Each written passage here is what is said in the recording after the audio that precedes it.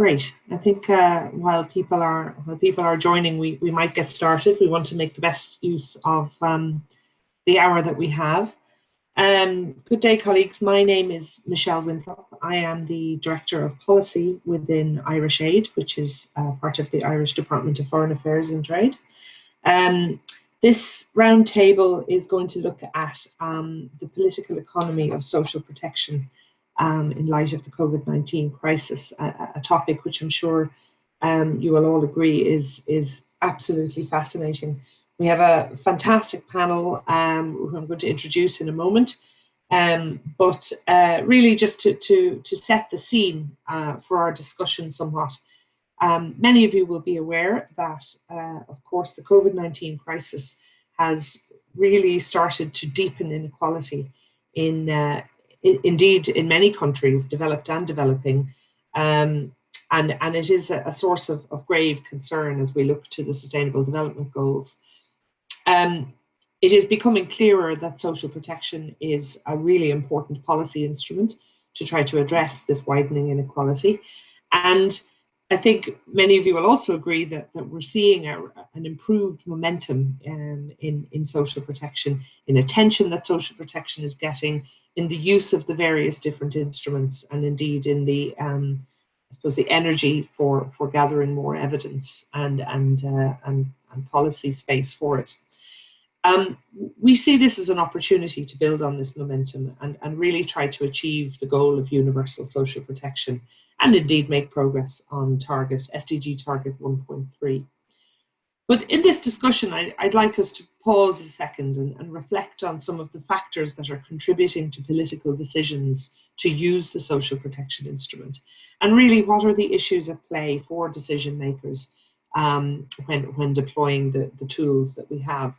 What are the economic considerations? What are the economic conditions, indeed, that are generated by the COVID-19 crisis? What role does public opinion play? What's the role of civil society advocacy and lobby groups? And indeed, how can policymakers ensure that they have the appropriate amount of evidence to make the right choices in terms of social protection instruments? I'm hoping that in today's discussion we can touch a little bit on the economics and politics of financing social protection. I hope that we can touch a little bit on some of the power dynamics at different levels of government in using social protection to address inequality. I'm hoping we can also touch on some of the issues around state-citizen relations and what the social protection instruments do to those relations in light of COVID-19. I think many of you will agree that it's a complicated time for state-citizen relations in dealing with the COVID-19 pandemic. How can we build our commitment for social protection, particularly in the current context, and what are the options to do so? And indeed, more broadly, I hope we can touch on how political economy affects the entire Building Back Better agenda, and specifically looking at social protection's role in this. So today we have a very august and very exciting panel. I think when I introduce them, you will realize that we have a fantastic representation from the Global South, from practitioners and academics and researchers, men and women, and of course from civil society and government. So I'm really looking forward to a very exciting discussion. I'll introduce the panelists in order. So first of all, we have Patricia Conboy, who is a fellow Irish countrywoman of ours. She's the Director of Global Aging in HelpAge International, which is an NGO you will all be familiar with, working on behalf of old people, elderly people. Secondly, we have Dr. Michael Sampson, who is the Director of Research at the Economic Policy Research Institute, based in South Africa. We're honoured to have Wisro Sintayo Demise, who is the lead on the Productive Safety Net programme and Director of Food Security within the Ministry of Agriculture in the Government of Ethiopia. Of course, any social protection watchers will be intimately familiar with the PSNP. And then our last panelist, who of course many of you will need no introduction to, is Dr. Stephen Devereux, who has a number of different titles, but one of them is the Mercator Fellow in the University of Bremen, and he's also a distinguished research fellow in the Institute for Development Studies at the University of Sussex. So without further ado, I'll start the discussion. Just to say, we're hoping to keep enough time for a little bit of Q&A at the end. If you would like to pose a question, please use the Q&A button at the bottom of your screen rather than the chat function. If you pose a question in there, we will all see it and we'll be able to address it. If you have a question for a specific panelist, please direct it to the specific panelist. And we will try to get through as many questions as we can towards the end. But if we don't, we will try as the organisers to direct those questions to the panelists who may be able to respond in writing subsequently, or indeed they may respond in writing in the Q&A box on Zoom. So looking forward to the discussion. Each of our panelists has about 10 minutes to answer the questions I'm going to pose, and looking forward to hearing from you. So Patricia, I'm going to start with you, if that's okay. Of course, civil society organisations have a very important role in building political commitment for social protection. I'd like you to just reflect a little bit on how you see that role in the current context, in the context of COVID-19. What are civil society organisations doing? What should you be doing more of? And indeed, perhaps a follow-on question is whether there's a tension between the objectives of CSOs that represent specific interest groups, like yourselves representing the aged, and the broader objective of coalitions of CSOs pushing for comprehensive universal social protection. So over to you, Patricia. Thank you. Okay. Thank you, Michelle, and for your introduction, and to Irish Aid for this invitation to HelpAge to such an important and valuable roundtable. Hello to our colleagues on the panel and to participants online. Less than 20% of older people in low-income countries have access to a pension. So social protection really is a matter of life and death for those in the poorest countries. And we are, with others in civil society, fully committed to building political commitment. I'm going to begin by referring to the Global Fund for Social Protection, which I know many online will be familiar with. Our advocacy for that fund was taken forward through partnership working across a global coalition of civil society organisations and of trade unions. More than 200 organisations at all levels, so the global, the country and the community level, signed up to that call. And for us, it has been a really neat example of partnership working at global and other levels, and at bringing and aggregating and bringing community voices into a global discussion. We've long supported the drive for social protection through the Sustainable Development Goals, and 1.3 in particular. Whilst we say that building commitment and increasing international solidarity at a global level is really important, we recognise that all politics is local.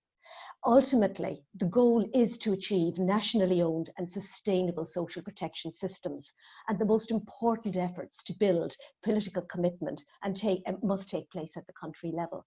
So for HelpAge, this means supporting and empowering national partners with advocacy, support, with tools, with evidence, coalition building.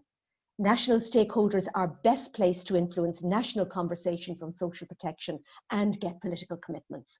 They have legitimacy in representing their own communities, they are connected to policymakers, and they know their national context and politics.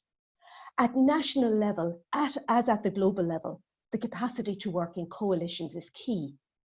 Where we have had success in establishing social protection for older people, this has often been the result of groups working collectively and advocating for more inclusive and rights-based social protection.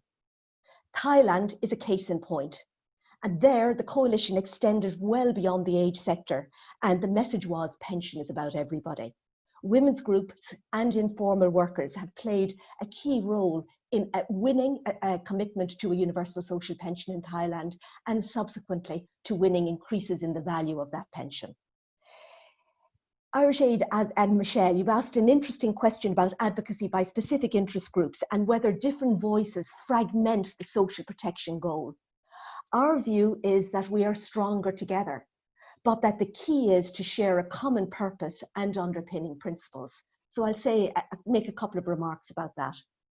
From a HelpAge perspective, our main goal is to support a model of social protection that is inclusive, that is rights-based, and that is available to everyone. Once a country moves from a charity approach, it is actually a matter of prioritization and sequencing. Which group will be dealt with first, or will it achieve benefits first in terms of social protection? And the experience we've shared with partners in Myanmar in this context is instructive. Our starting point was not social pensions for older people, but the partners together agreed on a set of key principles and on a life cycle approach to social protection. So alliances were built between UNICEF, between ILO, HelpAge and others. And the partners agreed that each would support the inclusion of their priorities in a broader social protection programme. And there has been success, as you would know, in terms of social pensions, but also for other groups in Myanmar.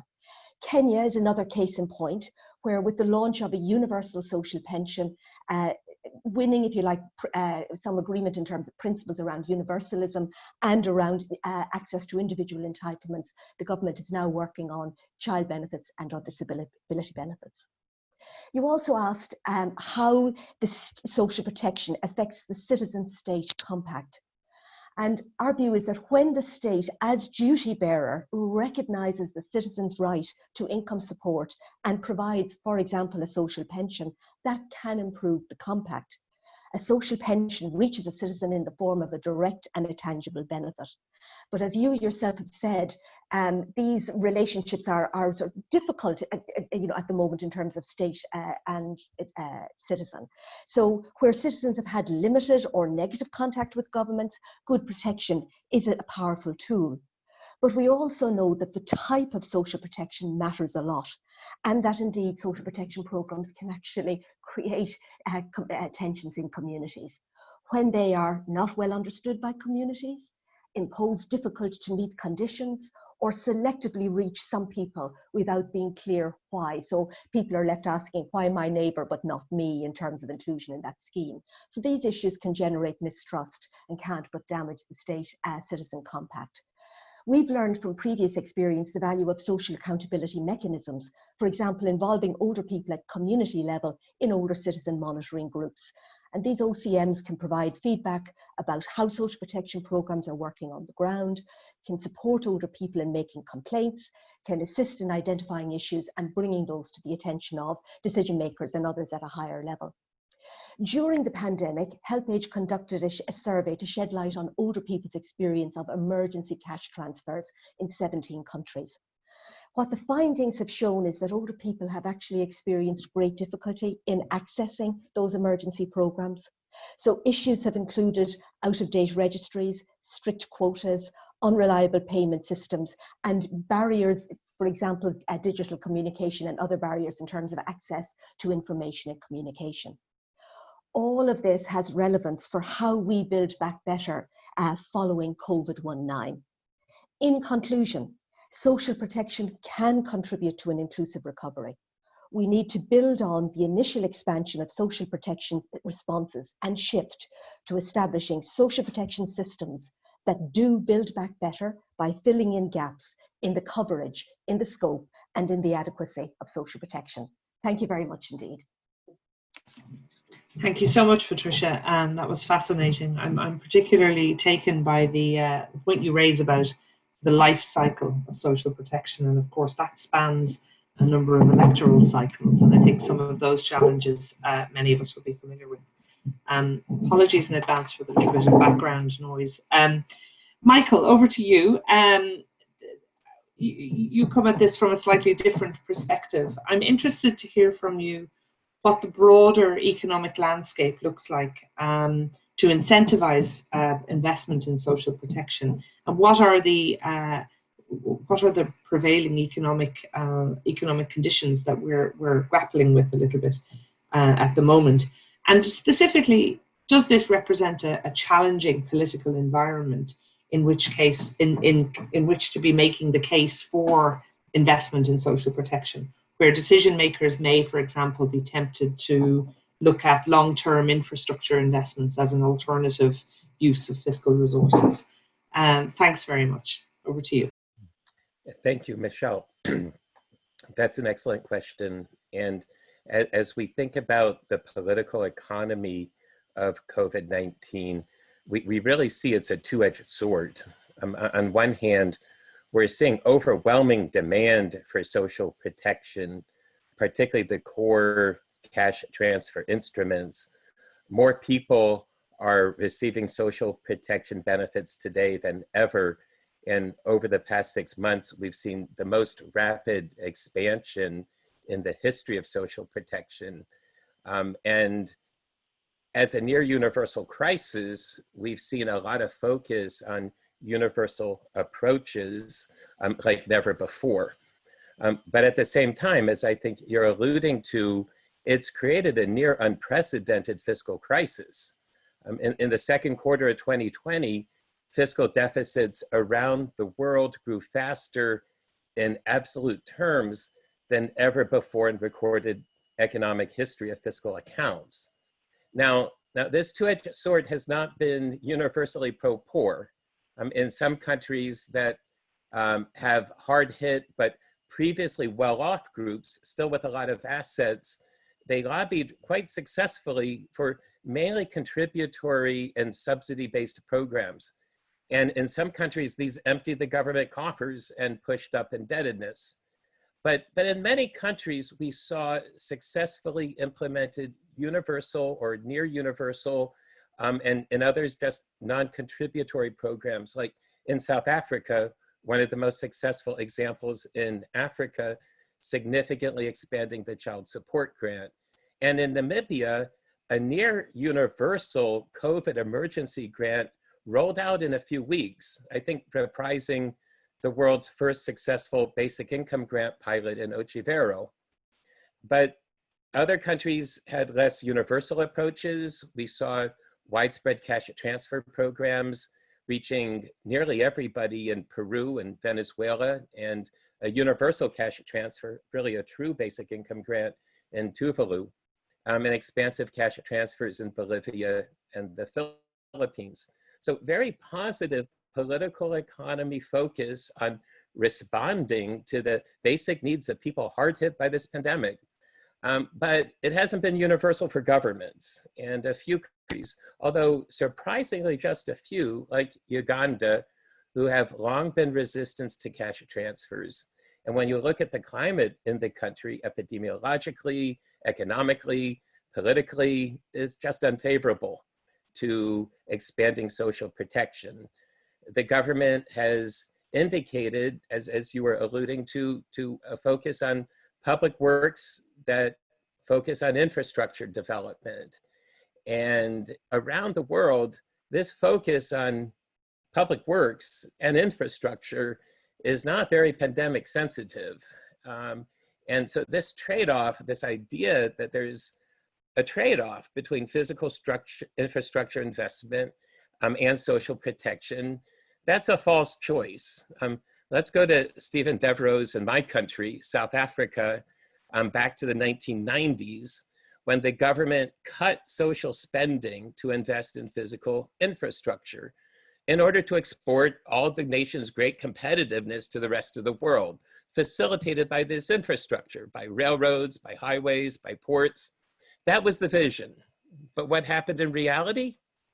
The rest of the world used this very infrastructure to export their superior competitiveness, driven by their human capital empowered labor productivity, using the same ports, the same railroads, the same highways that South Africa financed by cuts in social investment. The process deindustrialized South Africa's once flourishing clothing and textile sector. Now, Uganda and other countries that are thinking about this should not make South Africa's mistake. I mean, think about, I don't know, it's kind of hard. Okay, here, I got to hold it close to my face. A smartphone. It's an almost a magical piece of hardware. But without software, they're just expensive paperweights. Some political economy environments, like in Uganda, they extol this magnetic political appeal of railroads and highways. Infrastructure is good, that's true, but it's not nearly sufficient. We really need social protection as the software that enables countries to effectively operate their infrastructure, the hardware, to propel equitable economic growth. Now, cost-benefit analysis has not been driving this decision-making in the past 6 months, not anywhere that I've seen. The intensity of the crisis has shortened the planning horizons to barely an instant. What we heard a lot in March and April, act fast and do whatever it takes. And really, that's what's guided economic decision-making and pandemic response in the most successful countries, because it works for a while. Now, with fiscal deficits at unprecedented levels in many countries, and the economic shutdown is crashing tax revenue, social demands for social protection, however, for public health delivery and other social investments, these continue to accelerate. And so we're facing a serious reckoning. Conventional political economy cannot help us here. We're just way out of sample.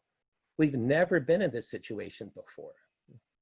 But we do see in a few countries, courageous leaders are providing exemplar leadership. Granted, far too few. South Africa is closer to adopting a basic income grant than ever before. Longtime skeptics are now persuaded by these unprecedented circumstances, maybe some even in the Zoom room with us today. Is it fiscally affordable? Not according to conventional political economy analysis. But the new political economy, more than ever, it forces us to assess the cost of inaction. And given this crisis, an unprecedented crisis, the crushing social pressures, the painful health shock, and even just the pragmatic political considerations, policymakers are seeing the necessity of breaking the old molds and making courageous decisions. Now, not everywhere, but what we're seeing is path-breaking courage in vanguard countries. And I think that's going to blaze a trail for more timid governments they're still in that proverbial place between that rock and its associated hard place. And they don't have a solution. There are pressing demands and no fiscal resources. And they're going to need a new paradigm. Cost-benefit analysis works great for economic investments, but the real cost of this crisis, the real damage, is non-economic.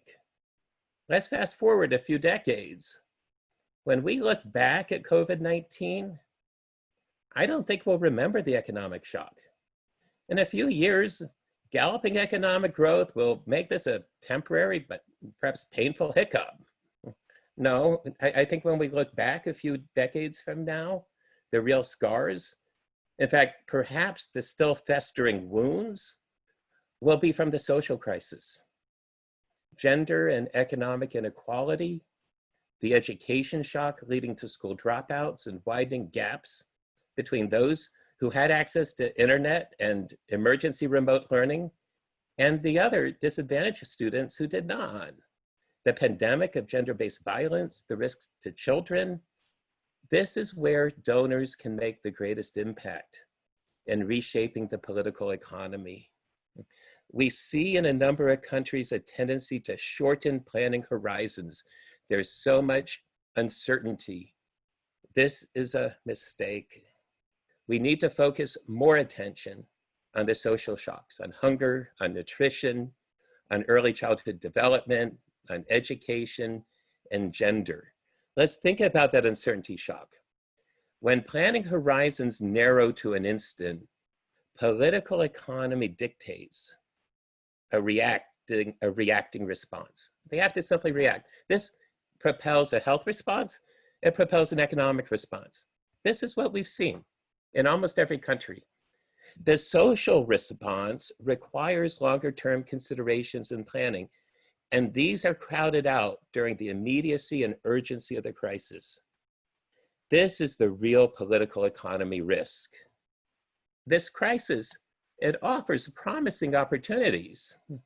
First of all, we're going to have to reshape our fiscal perspectives. Never waste a crisis? This one will force us to change our fiscal norms.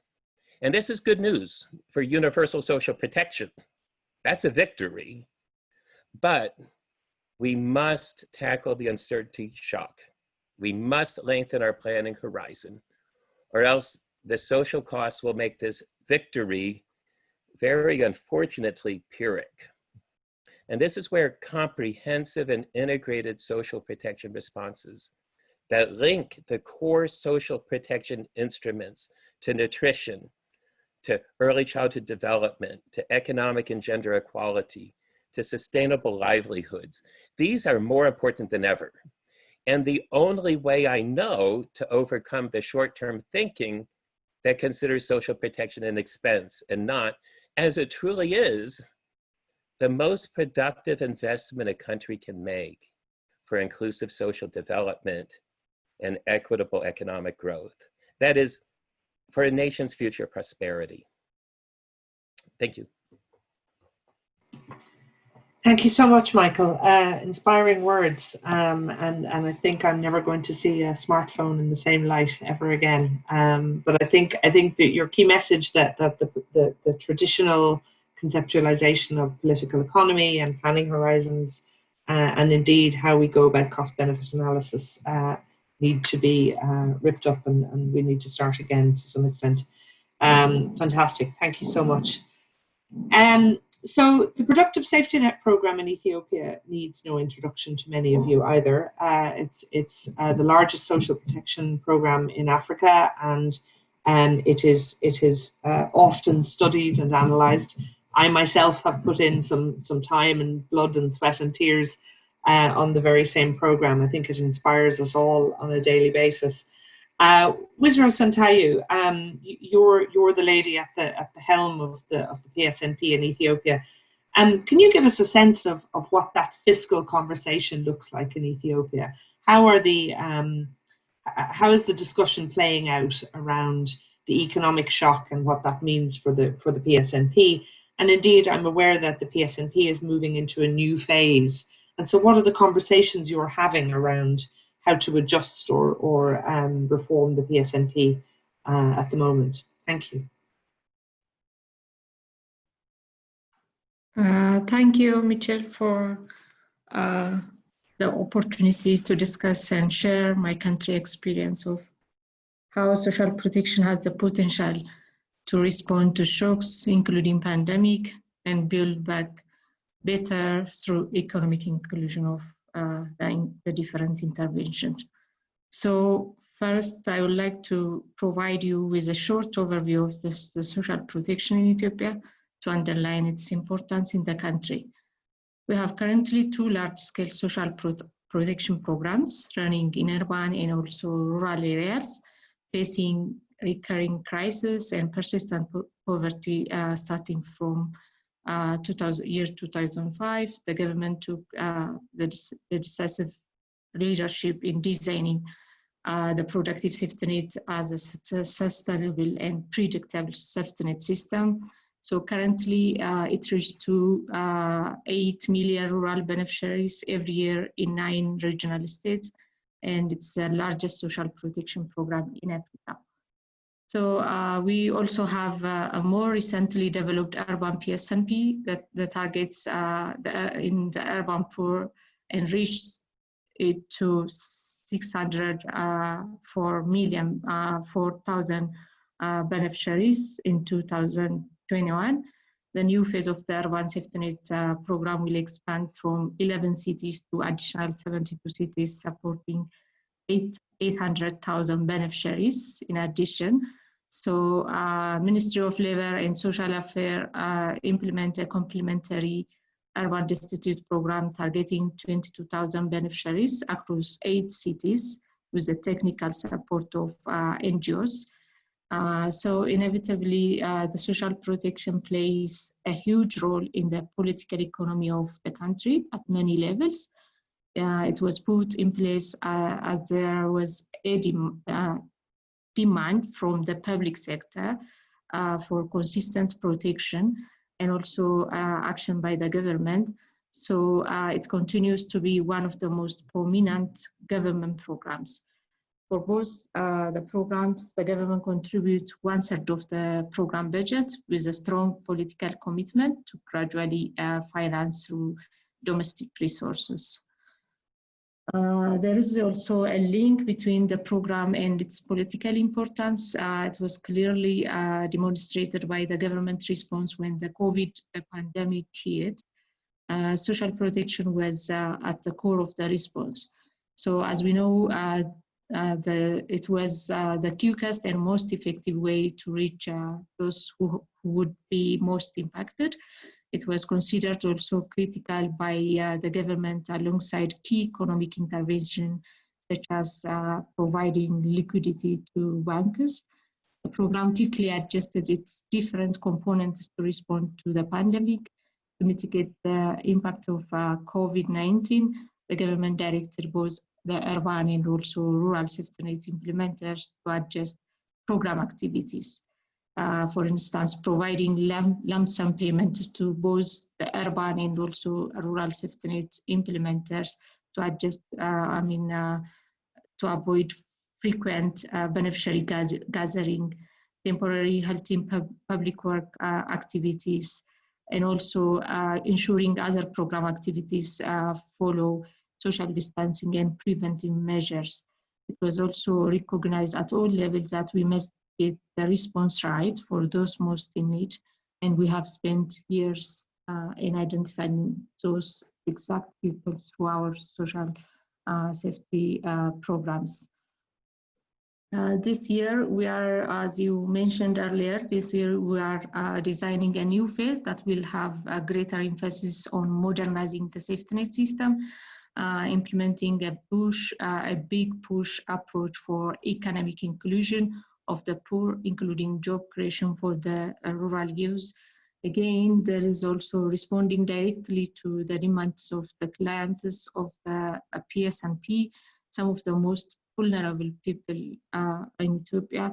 So this is also a political priority in line with our 10-year development plan, which focuses on quality economic growth and job opportunities for women and youth.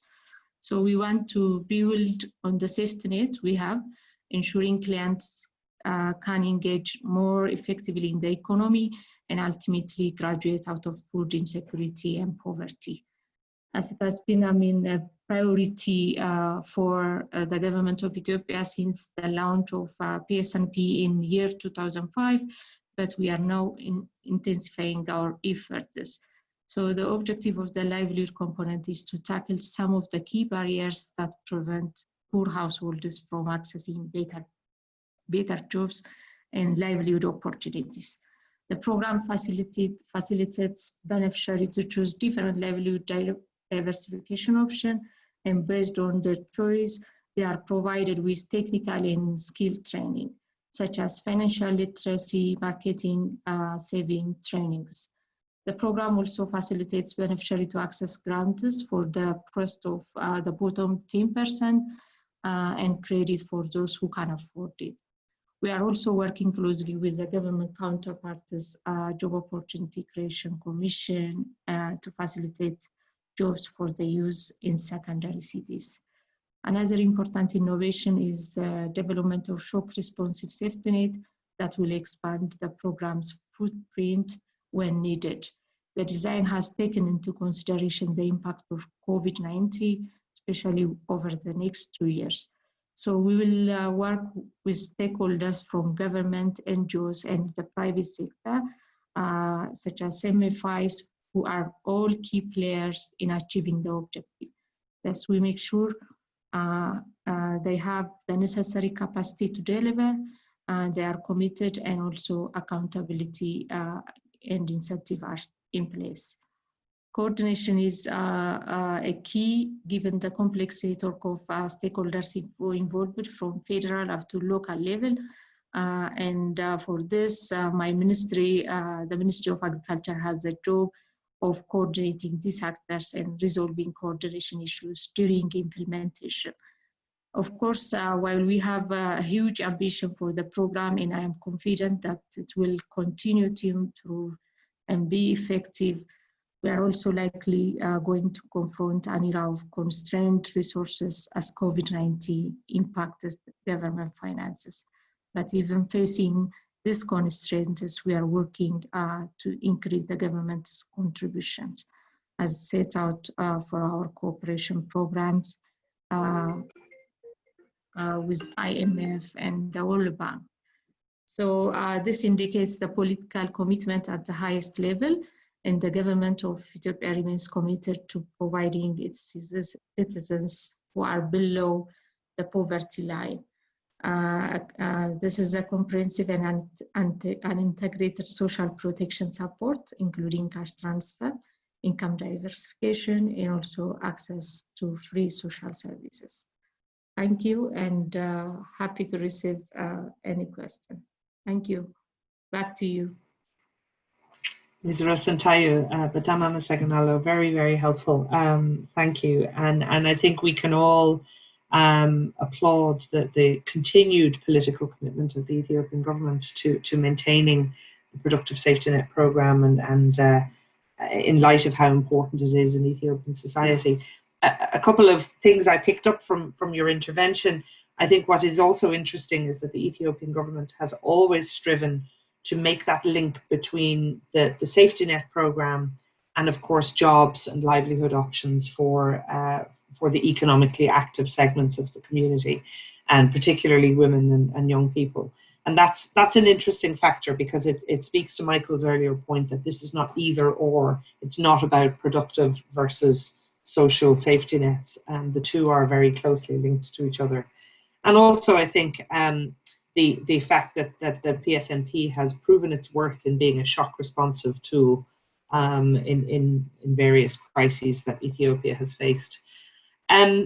That's a fantastic segue then into our last but not least speaker, Dr. Stephen Devereux. Stephen, you have been studying safety nets and social protection programs for many a decade.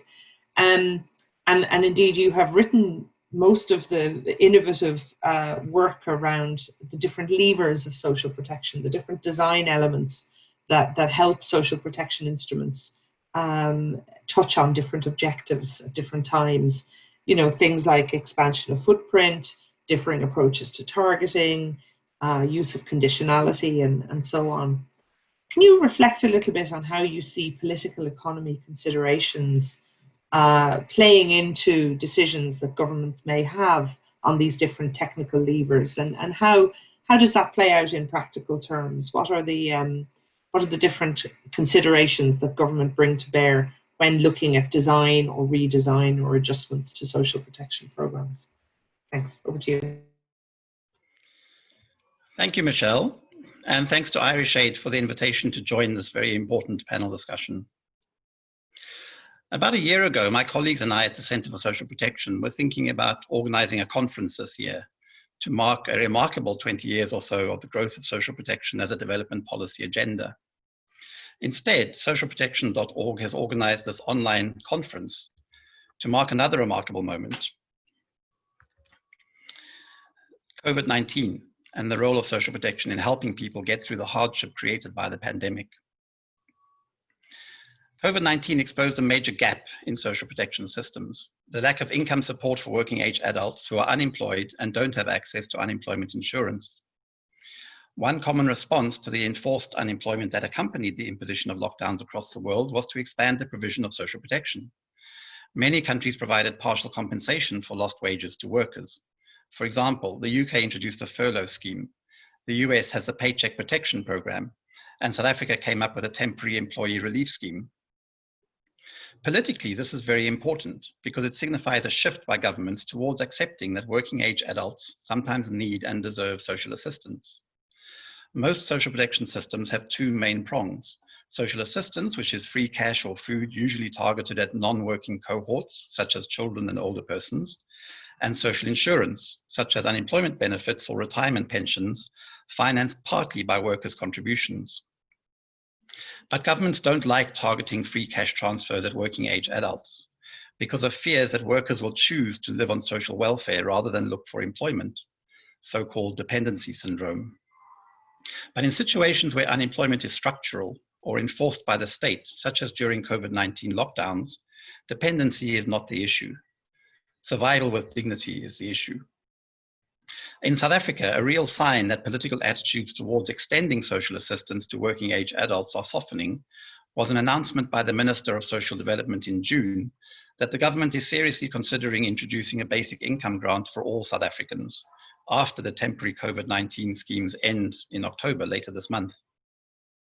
Civil society is now campaigning for basic income support for unemployed and low-income 18 to 59-year-olds. The target group that has been neglected so far by social protection systems everywhere. So an idea that was dismissed a few years ago in South Africa as unaffordable and even dangerous to the viability of the economy has become politically feasible, thanks to COVID-19. Another important lesson from COVID-19 is that it is simpler and more effective to respond to crisis by building on existing social protection programs rather than setting up new programs in the middle of a crisis. In South Africa again, social grants to millions of poor households, which are essential for their survival in normal times, were topped up simply by increasing the payments that are made into their bank accounts every month anyway. And in fact, most informal workers who are not directly supported by social protection were reached by this intervention through grants that are actually made to their children or their older relatives. On the other hand, new programs that were set up in South Africa in response to COVID-19 were susceptible to administrative delays, corruption, and fraud. A special social relief of distress cash transfer that should have made monthly payments to 5 million South Africans for 6 months took 2 months before the first payments were made, and it still faces huge backlogs and delays in payment. Also, thousands of COVID-19 food parcels were stolen by local government officials instead of reaching the poor and hungry. But there are also positive learnings from this experience. Social protection is one of the few winners from COVID-19 because the importance of having comprehensive and responsive social protection systems has been recognized, and because discussions are underway in numerous countries now about how to strengthen social protection, not only against possible future national emergencies, but also as a powerful toolkit against chronic poverty and vulnerability. For example, I was recently involved in working with the government of Botswana on their National Social Protection Recovery Plan. The window for thinking outside the box was opened by the urgency to respond to COVID-19 and to put in place more effective and comprehensive social protection systems for the future. So we argued for a new paradigm of better coordinated programs and stronger systems for targeting, registration, payments, monitoring, and most importantly, perhaps, accountability. We even recommended that social protection should be upgraded to the status of a rights-based social contract between the state and citizens. And the government of Botswana seemed to be receptive to these ideas for the first time ever. Historically, they've always thought of social protection more as charity than a right of citizenship. So I want to conclude by suggesting that all countries should consider adopting a similar process of reflection and strengthening of their social protection systems before this window of opportunity closes, which it might do very soon as austerity measures start to bite. And all of us who are engaged in social protection policy processes should do our best to support this process of reflection and to make this happen. Thank you. Thank you so much, Stephen. I always learn something new whenever you speak. It's great. Thank you. I think I've been monitoring the group chat and the Q&A, and I'm rather encouraged by the fact that there's some raging debate going on. I love a bit of raging debate. It wouldn't be a proper roundtable if there wasn't some raging debate. And I'm seeing 3 sets of issues coming out, and I might just pose these 3 questions and ask panelists to respond, whomever has something to say on the issue. Stephen's point about building on what we already have rather than trying to recreate new instruments is a very important one. Somebody asked in the Q&A, reflecting specifically on, I believe it was Namibia. Yes, Namibia. But some of the risks and issues, perhaps in general, around scaling up too quickly, around taking what we're building from, and perhaps in response to a crisis like COVID-19, what are the issues at play in scaling up too quickly? The second issue that seems to be emerging around, particularly around targeting and looking at different groups, is the role of digital tools. So, of course, COVID-19 compels us to keep our physical distance from each other. And in an ideal scenario, the digital world is our solution, and many solutions can be found there. But what are the barriers there for the extreme poor, people who are perhaps not connected to the internet, people who are illiterate, do not have access to a device, and so on? So what's the political economy around some of our quick run to finding digital solutions? And then lastly, and perhaps this might be one for Michael, or indeed anybody who wants to address it, the massive elephant jumping around this room seems to be the question of fiscal space. And in many cases, I think we recognize that the lack of fiscal space often is beyond the control of national governments. So what does this say for the conversation with the international financial systems, indeed donors, but others too? What are our conclusions if we agree that there is a need to address, to direct more resources to social protection and indeed the social sectors generally? What does that mean for the bigger picture and how international finance for development is organized? Any volunteers to address any of those questions? Risk to quickly scaling up, digital divide, and global fiscal space. I'll say something about the risk. Oh, no, go ahead. Sorry, Patricia, go ahead. Patricia, do you want to go first, and then I'll... Thank you. Okay, thank you, Michael, and thanks, Michelle. So very briefly, I'm not going to comment on the economics or the detail of the fiscal space, but what we have seen during this crisis is that where governments are trusted and where they are demonstrating competence, their populations are buying in terms of measures to respond to the pandemic. And this is not the last pandemic. In terms of digital tools, our learning is that many older people are using digital tools, but that in low-income countries and some middle-income countries, you have much more restricted access for older people in terms of online and telephone methods. And that's an issue also, not just in terms of social protection, but in terms of data gathering and evidence for policy in general. So that's a concern for us. Thank you very much, and over to Michael. Thank you. I just want to comment on two of those. One, I don't think the problem is so much scaling up too quickly, it's scaling up too wrongly.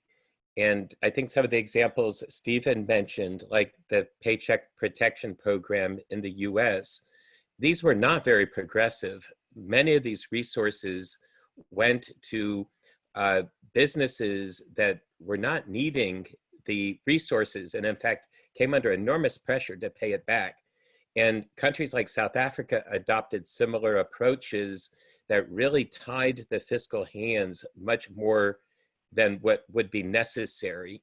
Scaling up quickly has to be progressive. It has to reach the most vulnerable, or at least it has to be universal, so that the poorest and most vulnerable get their fair share. The problem with a pandemic like this is the first people to be lobbying government are the most networked, the most resourced, the most capable of tapping into the government response. And when fiscal constraints are binding, that undermines resources for those who really, really need them.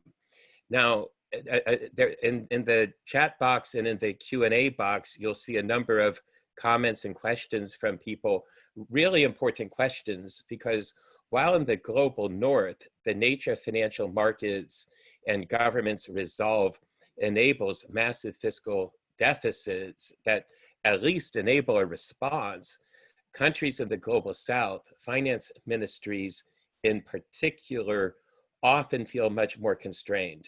And It's the nature of this pandemic, the nature of the fiscal shock that paralyzes many finance ministries, because they look at this fiscal deficit, which incidentally is not driven by rising expenditures to respond to the pandemic. It's driven by crashing tax revenues. And that's a difference. There's a very different economic impact from an expansionary fiscal deficit driven by spending, by social protection responses. That's not the main driver of these deficits. It's loss of tax revenue, which means real loss of fiscal space. And finance ministries are not best placed to make these decisions in many countries, given their historical way of thinking about fiscal constraints. And that's why we see a lot more comfort and a lot more proactive thinking in central banks. They look at balance sheets, and this is not a matter of revenue and expense, even though that's how it appears on the surface. This is really about the public balance sheet. And yes, central banks don't typically analyze the public balance sheet. They're focused on financial balance sheets, but at least they're thinking about balance. And so they can understand better the cost of inaction. And so I think we're going to see a shift, because the tools of finance ministries are not adequate. But frankly, the tools of national finance are not either. And we're going to need a global change in the relationship between global financial institutions and national governments. Thank you. Thank you. Can I say something? Stephen, yes, please. I think the issue of fiscal space is always going to be there. Often it's a political choice. So ministers of finance and other senior politicians need to be convinced that there is an economic return as well as a social benefit from investing and expanding social protection. What I'd rather say something about is the scaling up issue. And I think that one thing we've learned, as I try to say, is that it's easier to scale up existing programs than to start new programs. But when you scale up, you also need to make sure that you're not just thinking about increasing coverage, because coverage is one dimension of social protection, making sure that everybody has access who needs it. But there's also the issue of adequacy. So are we giving people enough support? And this becomes particularly crucial right now as we're reaching the end of these special emergency programs in many countries. In South Africa and the UK, they're about to close these emergency relief programs. And no clear plan going forward, as far as I can tell, in most countries for how people are going to survive who won't get their jobs back or who won't go back to paid employment, let alone the informal sector who've been decimated by the lockdowns. So we've got to think about, are we getting support to the right people? Is everybody covered? Is nobody left behind? But also, are we getting enough support to people so that they are meeting their basic needs and surviving with dignity? And that, of course, increases the fiscal challenge, but it also is a crucial point in terms of making sure that social protection does the job it's supposed to do. Thank you. We have a couple of minutes left, and Patricia has just said something that I'm very, very struck by. Well, I mean, I knew it, but this is not our last pandemic. And, you know, particularly my own camp of the climate and biodiversity world, the evidence is very clear that these sorts of pandemics are going to be a feature of life for a very long time to come. If you had one piece of advice for those seeking to, or those running social protection programs, particularly in developing countries, about what they can do today, this week, to make us more equipped to deal with future global pandemics from a social protection perspective, what would it be? What would be your one killer piece of advice that governments in particular need to do now? Put you on the spot now, I'm sorry.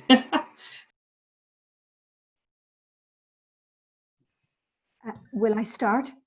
Oh, I see Michael's going to start. No, you start. Go ahead. This is a tough one. Yes, it's tough, but we're thinking about building back better for the long term. We have said, and we have seen, and Stephen has reinforced it, that social pensions and social protection, and that is universal, that is inclusive, that is available to everyone, that we put those systems in place. We can scale up well, and we can work across the life cycle. So not for single groups, but for people, all of whom we want to include with dignity and respect. There is no future without humanity on a shared planet, and we need the systems to support that. So that's my message. Thank you. Thank you. A well-worn path that was used, I think, in the UK by the NHS, the cradle to the grave. Indeed, indeed. Michael, you seem to be ready to answer my difficult question. Sure. This is a tough question, and there are challenges in the short term, and there are challenges in the long term. Now, the short-term solutions are going to vary so much from country to country. We don't have enough hours today to talk about them. But I think the one constant is something that many of us have been saying for many years. We need more integrated and comprehensive social protection solutions. What we've seen in the past 6 months has been a run to the immediate, to universal cash transfers. These are incredibly powerful and incredibly productive and the right choice in the short term. But in the long term, if we're going to tackle the fiscal constraints, if we're going to rebuild our economies, then we're going to need developmental synergies. And we know how hard it is to get ministries to work together, to get organizations to work together. But this is more important than ever. Thank you. It goes back to Sintayu's point about coordination, doesn't it? Stephen, Exactly. Sintayu, final thoughts? Yeah, Yes, thank you. I mean, just related to Michael's point, it needs a very coordinated kind of response for this COVID, because we are in it with our also context that if we closely working with Ministry of Finance and also awareing the situation, then they will allow you to have some, additional financing for this kind of incident. That's what we can cope up in Ethiopia for this at this current situation. Otherwise, if you are only requests without closely working with Ministry of Finance, they didn't understand and they didn't give priority. So that will be not a good response. So in Ethiopia, this is the case right now. We have working closely with our donor partners and also with the government stakeholders, mainly Ministry of Finance.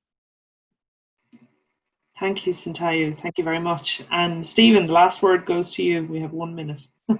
Thank you. My advice would be to integrate humanitarian responses with social protection systems. And I think it's interesting that our colleagues in Ethiopia are doing this already, because the PSNP is linking up now to the humanitarian assistance response in order to make sure that you use common systems for registering, for targeting, for payments, delivery mechanisms, and all of that, so that you can have a more integrated and faster, more flexible response in future. It's interesting that COVID-19 is in fact a humanitarian emergency, and yet governments across the world have turned to social protection for solutions, longer term social protection programs. So let's find ways to make that link stronger so we can be more responsive and adaptive in future. Thank you. Fantastic. Thank you. Listen, I'm so sorry we never got to address all of the fantastic questions and debates that were happening in the chat. I believe that the email addresses of the panelists are available anyway. So I'm sure they won't mind if I say, please feel free to reach out to them. Please feel free to share experiences and request information and guidance. And I hope you have enjoyed the networking and the sometimes intense debate in the margins of the discussion. Thank you so much. Thank you, Stephen. Thank you, Michael. Thank you, Patricia. Thank you, Sintayu. And all that leaves for me is to say enjoy the rest of the day and indeed enjoy the rest of the conference.